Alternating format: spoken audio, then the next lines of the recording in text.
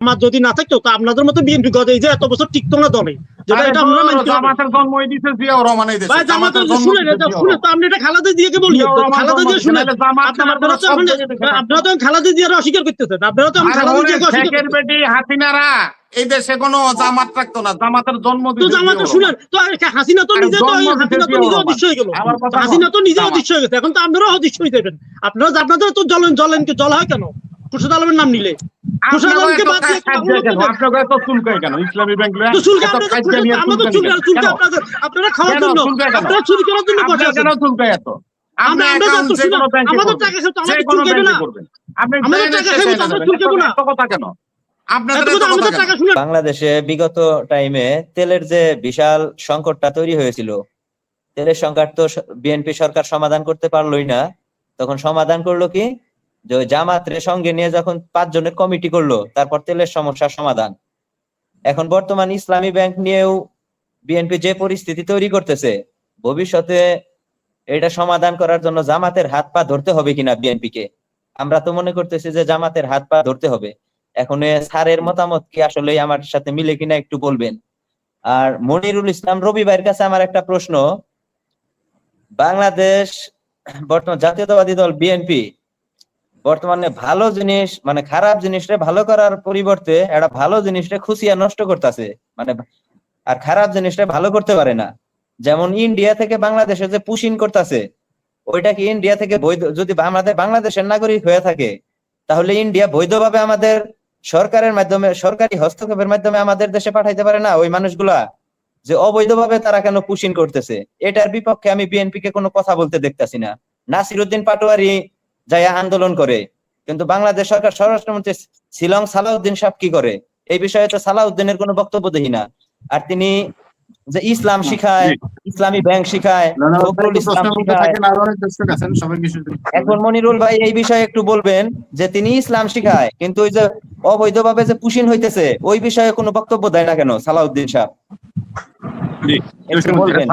বিষয় না, এটা হলো পররাষ্ট্র মন্ত্রণালয়ের বিষয়। পররাষ্ট্র মন্ত্রণালয়ে প্রশ্ন করলে ওনার উত্তর দিবে। সালাউদ্দিন তো ধর্ম মন্ত্রণালয় নিয়ে কাজ করে, সালাউদ্দিন তো অল মন্ত্রণালয়, সালাউদ্দিন তো পাওয়ারফুল লোক, তাহলে সে সবটাই হস্তক্ষেপ করতে পারে। আপনি তখন বলছেন আমি কথা বলছি, আপনি আমার প্রশ্ন করতেন উত্তর দিবেন, আপনি কথা কন, তার মানে অর্থটা কি হলো? আপনি কি ডিবেট করতে চাইছেন? জসিমউদ্দিন বলেন। আসসালামু আলাইকুম মনির ভাই, আপনাকে অসংখ্য ধন্যবাদ আমাকে যুক্ত করার জন্য। আমার প্রশ্ন মেজর লেফটেন্যান্ট কর্নেল ফেরদৌস স্যারের কাছে। যে স্যার, জি ফেরদৌস স্যারের কাছে প্রশ্ন যে স্যার, বিষয়টা হচ্ছে আমরা যারা প্রবাসী, আমাদের প্রবাসীদের একমাত্র আস্থার ব্যাংক ছিল ইসলামী ব্যাংক। তো সেই ব্যাংকটাকে এভাবে ধ্বংসের দিকে দিয়ে আমাদেরকে কি আবার হুন্ডির দিকে ধাবিত করছে কিনা, প্রথম প্রশ্ন। আর দ্বিতীয় প্রশ্ন হচ্ছে, স্বৈরাচার শেখ হাসিনার আমলে যখন ইসলামী ব্যাংক দখল করা হয়েছিল, লুটপাট করা হয়েছিল, তখন যেই কারণে প্রতিবাদ করা যায়নি, সেম একইভাবে কিন্তু বালুর ট্রাক সরানো যায়নি বেগম খালেদা জিয়া, দেশনেত্রী বেগম খালেদা জিয়ার বাড়ির সামনে থেকে বালুর ট্রাক সরানো যায়নি। তো এগুলো কিন্তু আমাদের মাথায় রাখতে হবে, কারণ সেম কারণে কিন্তু বালুর ট্রাক আমরা সরাইতে পারি নাই, আমাদের সাধ্য আমাদের সক্ষমতা আল্লাহ দেয় নাই। জামাতে ইসলামের কার্যালয় তালা রবি ভাই আমরা যখন আমরা প্রশ্ন করছি সাধারণ দর্শকরা আওয়ামী লীগের লোকজন, রবি ভাই এক মিনিট শোনেন। আওয়ামী লীগের মানে স্বৈরাচার যারা ছিল তাদের কাছে আমরা প্রশ্ন করতে আসলে আপনি যে আচরণটা করছেন এটা করতো কিন্তু স্বৈরাচাররা, যেটা আপনি করছেন। আমাদের কথাগুলো শুনবেন। জি আমরা কিন্তু দীর্ঘদিন ধরে প্রশ্ন করতে আসছি, যার কারণে আমাদের কথাগুলো নেবেন। একবার বলতেন যে জামাতের অফিসে তালা মারা ছিল, সেটাও আমরা ভাঙতে পারি নাই। কোনোটাই করা যায়নি, কোনোটাই করা যায়নি রবি ভাই, কোনোটাই করা যায়নি, কোনোটাই করা যায়নি।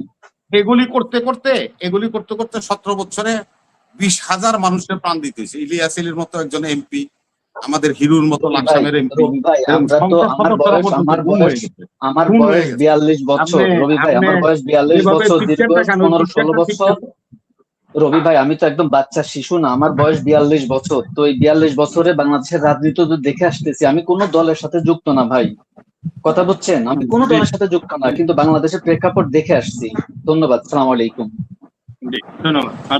হ্যাঁ, এটাও শুনে যান, একটু শুনে যান। দেলাওয়ার হোসেন সাইদি সাহেবের যখন ফাঁসি হয়েছিল তখন 130 জন মানুষ বগুড়াতেই মারা গেছিল।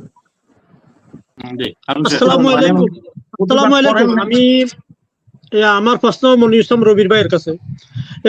আমার প্রশ্ন হচ্ছে, প্রথম দুইটা প্রশ্ন করবো আমি। প্রথম প্রশ্ন হচ্ছে মনির ইসলাম রবি ভাই উনি ওনার ওয়াইফের একটা উদাহরণ দিয়ে কথা বলছে। যাক, এখন আমার প্রশ্ন হচ্ছে, আপনারা আপনাদের যত বর্তমানে এখন যত এমপি নির্বাচিত হয়েছেন অধিকাংশ আপনাদের কিন্তু বর্তমানে ঋণ খেলাপি। তা আপনারা কি এখন ইসলাম ব্যাংকটা আপনাদের আন্ডারে নেওয়ার উদ্দেশ্যে কি আপনার ব্যাংকটা কি শেষ করে দিবেন? এটা আমার প্রথম প্রশ্ন। দ্বিতীয় প্রশ্ন, আমরা উঠানোর পরে তো আমরা কি করবো? আমরা আপনাদের তো বিশ্বাস করতে পারতেছি না।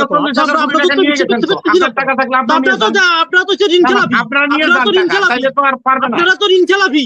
আর ভাই আমরা তো স্বৈরাচার রাজনীতি করতেছেন মনির ভাই, রবি ভাই, আপনি তো স্বৈরাচার রাজনীতি করতেছেন। আমি বলতেছি যে আমরা একটা সিদ্ধান্ত নিছি, আপনার পছন্দ না হলে আপনার টাকা আপনি ওখান থেকে উঠাই নিয়ে যান। তো আমরাই তো বিএমপির ব্যাংক টাকা করেন, অসুবিধা কি? আপনারা বিএমপির ব্যাংক টাকা করেন, ইসলাম ব্যাংকের ফিরে করছেন কেন? আপনারা আপনারা ইসলাম ব্যাংকের ফিরে করছেন কেন? সবই ঋণ খেলাপি শুরু দাও। টাকা কে মারবে বলেন আপনি? আপনার বিনিয়োগ আপনি উঠাই নিয়ে বিএমপির যান। নেতারা মারবে আপনাদের। এই যে আমির খসরু, আমির খসরু কার নাম বলবো? আমার বিনিয়োগ আমি উঠাই নিয়ে যাবো, আবার টাকা মারবো কেমনে? টাকা মারবো কেমনে? আমার টাকা তো আমরা ইসলাম ব্যাংকের ফিরে করছেন কেন? আমরা একটা ব্যাংক প্রতিষ্ঠা করেন দেশে। আমরা চাইতেছি মনির ভাই, রবি ভাই, আপনি আমার কথা শুনেন, আমরা ঝগড়া করতে আসিনি। আমরা চাইতেছি আপনারা একটা ব্যাংক প্রতিষ্ঠা করেন, দেশের একটা উদ্যোগ নেন। সব ব্যাংক আমরা প্রতিষ্ঠা করছি, আপনি জানেন। তো আপনারা কোনটা করছেন বলেন আমাকে? প্রতিষ্ঠাতার নাম হলো জিয়াউর রহমান। ইসলামী ব্যাংকের প্রতিষ্ঠাতার নাম জিয়াউর রহমান। মানুষ এখন শুনেন, রবি ভাই শুনেন, জিয়াউর রহমান করছে, জিয়াউর রহমানের মানুষ এখনো শ্রদ্ধা করে। কিন্তু এখন আপনি মনির ইসলাম রবি ভাই যেটা করতেছেন, আপনারা তো শ্রদ্ধা করবেন, আপনার গালি দিবে, কিন্তু আপনারা যেটা করতেছেন। তো সুতরাং এখন সময় আছে। আমরা কোনটাই আমরা সব খারাপ করতেছি। শুনেন, খারাপ করতেছেন। দেখেন রবি ভাই, আপনি আমার সাথে হাসিনা যখন টাকা নিয়ে গেছে, এসালাম যখন টাকা নিয়ে গেছে, এখন তো এসালামকে তো আপনারা আনতেছেন দেশে। রবি ভাই, আপনার কথা শুনেন, বিএনপি যখন অন্যায় কাজ করছে তখন সবাই আমরা বিনিয়োগকারীরা আমাদের টাকা উঠাই নিয়ে চলে যেতেছি। তাইলে ওইখানে ব্যাংকের মধ্যে কি পাইবো? সালাউদ্দিন কাগজ পাইবো, কাগজ। দেখেন কাগজ, দেখেন তো মনে রবি ভাই, আপনার কাছে বছর সিধা বস্তু, আপনি তোটা সিধা বলেন না তো। আপনারা এই যে আসালামের লোককে নিয়োগ দেওয়ার মানিটা কি? ওনারা যদি নিয়োগটা না দেন তাহলে তো এত কিছু তো আর হয় না। এটা আমার প্রশ্ন। আপনারা কি খুরশিদ আলম বাংলার ব্যাংকের সাবেক গভর্নর খুরশিদ আলম, এসালামের ভালোই জানেন আমার থেকে। দেখেন এসালাম কি আপনি আমার থেকে ভালোই জানেন। আমরা তো বলতেছি খুরশিদ আলম এসালামের দালাল, ডাইন হাত। সিধা কথা বলতে গেলে এটা ডাইন হাত। আরে ভাই, সুতরাং আমরা নাবিল গরিবের আমিনুল ইসলাম স্বপন জামাতের কর্ম পরিষদের সদস্য। দেখেন জামাতের শুনেন রবি ভাই, জামাত যদি না থাকতো তো আপনাদের মতো বিএনপি গজে যে এত বছর টিকতো না দলে। জামাতের জন্ম দিয়েছে জিয়াউর রহমান। জামাতের শুনেন তো আপনি এটা খালেদা জিয়াকে বলি, খালেদা জিয়া শুনেন। আপনারা তো খালেদা জিয়ার অস্বীকার করতেছেন। আপনারা তো খালেদা জিয়াকে অস্বীকার করতেছেন। হাসিনারা এই দেশে কোনো জামাত রাখতো না, জামাতের জন্ম দিয়েছে। জামাত শুনেন তো, হাসিনা তো নিজে অদৃশ্য হয়ে গেল। হাসিনা তো নিজে অদৃশ্য হয়ে গেছে, এখন তো আপনারাও অদৃশ্য হয়ে যাবেন। আপনারা যা করছেন আমরা এটা ঠিক আছে, আমরা অদৃশ্য হয়ে যাবো, কিন্তু শুনেন, আপনারা খারাপ কাজ করলে তো এটা করতে হবে। আপনি শুনেন, জিয়াউর রহমান জন্ম দিছে, খালেদা জিয়ার মন্ত্রী পরিষদের 2 জন নিজামী সাহেব, মুজাহিদি সাহেব মন্ত্রী ছিল এই জামাতের। আপনার জামাতের জন্ম আমরা দিছি, আমাগুলোকে ফাইট করেন না। শুনেন, আমরা ফাইট করতেছি না। জামাতের যে মন্ত্রী দিয়েছিলেন, জামাতের মন্ত্রীদের কিন্তু শেখ হাসিনার চেষ্টা হচ্ছে, একটা হুজুর দুর্নীতি পায় নাই, কিন্তু আপনাদের সবগুলো মন্ত্রী দুর্নীতি পাইছে। না তো আমি তো বলতেন, তো আপনি কথাটা বলছেন কি জন্য? মন্ত্রী জামাতের। আচ্ছা ধন্যবাদ ভাই, আপনার কাছে আমার প্রশ্ন। মনির ভাই, দুর্নীতির মামলা ছিল 14টা। মনির ভাই, আপনার কাছে আমার প্রশ্ন। মনির ভাই, আপনার কাছে আমার আমরা খুরশিদ আলমকে ইসলাম ব্যাংকের থেকে মুক্ত করেন। খুরশিদ আলম একজন ব্যক্তি, ও কি ব্যক্তি না? উনি তো দালাল, উনি তো টাকা পাচারকারী, বাংলাদেশ পাচার করছে। কোন জায়গায় সাইফাজের টাকা পাচার করছে এসালামের কাছে। সাইফাজ, আমি আর কথা বলবো, এই সাইফাজের টাকা পাচার করছে। আর উনি তো চট্টগ্রাম বাসের টাকা পাচার করছে। খুরশিদ আলম, জি খুরশিদ আলম পাচার করছে। খুরশিদ আলম সাথে আপনাদের দলের লোক আছে, আপনারা তো হালবুল জ্বলেন কেন? তা আপনাদের তো জ্বলা হয় কেন খুরশিদ আলমের নাম নিলে? খুরশিদ আলমকে বাদ দিয়ে আপনারা তো চুলকায় কেন? ইসলামী ব্যাংক আপনারা খাওয়ার জন্য, আপনারা চুরি করার জন্য বসে আছেন। চুলকায় এত আমাদের টাকা খেতে আমাদের টাকা খেতে আমরা চুলকাবো না। কথা কেন? আপনাদের এত এত কথা কথা আমাদের কেন? টাকা শুনে টাকা এটা রোদ্রে পরিশ্রম করে টাকা আমরা টাকা কোনো লয়ে মতো যান। আপনি সাদাবাজি টাকা টাকা উঠে না আরেক ব্যাংকে দেন। এগুলো না, না, টাকা সাদাবাজি আরেক টাকা ব্যাংকে না রাখেন। এগুলো আরে সাদাবাজি টাকা টাকা আরেক না ব্যাংকে রাখেন। আরে মিয়া আরে রাখেন আমরা চাঁদাবাজি মিয়া, আপনি বড় চাঁদাবাজ। আপনার আমি সাদাবাজি বলতেছি আমরা আপনি আরেক ব্যাংকে রাখেন। আপনি সাদাবাজি আপনি আরেক আমরা ব্যাংকে রাখেন ইসলামী টাকা। ব্যাংকে আমরা অন্য আপনি জায়গায় ইসলামী আমাদের ব্যাংকে বিএনপি ব্যাংক রাখেন। ধরেন ইসলামী এই যে ব্যাংকে আমির কি খুসরো দরকার? মাহমুদের ব্যাংক ধরেন আমির খুসরো মাহমুদ সাহেবের ব্যাংকে রাখেন খুরশিদ আলমকে আমির খুসরো মাহমুদ সাহেবের ব্যাংকে নিয়োগ দেন যদি আপনাদের তো দরদ লাগে খুরশিদ আলমের প্রতি।